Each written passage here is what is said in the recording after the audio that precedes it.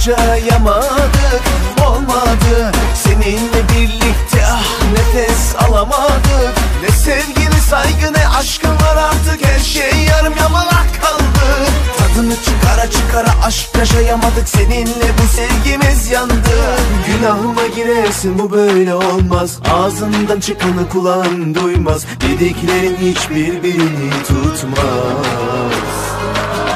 Saçmala yavrum saçmala, hadi yine saçmala. Ağzından çıkanı duymazsın, ben daha ne diyeyim sana. Saçmala yavrum saçmala, hadi yine saçmala. Sen zaten hiçbir zaman gelmezsin bile bana.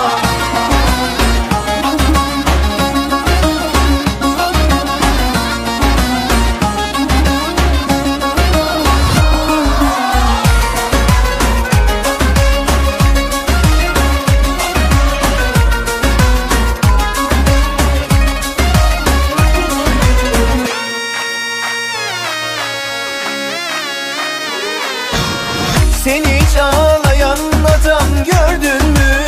Görmediysen bak beni ne hale soktun. Elini hiç vicdanına koydun mu? Koymadıysan gözlerime dal yavrum. Günahıma girersin, bu böyle olmaz. Ağzından çıkanı kulağın duymaz. Dediklerin hiçbir birini tutmaz. Saçmala yavrum saçmala, hadi yine saçmala. Ağzında çıkanı duymazsın, ben daha ne diyeyim sana. Saçmala yavrum saçmala, hadi yine saçmala. Sen zaten hiçbir zaman gelmezsin bile bana.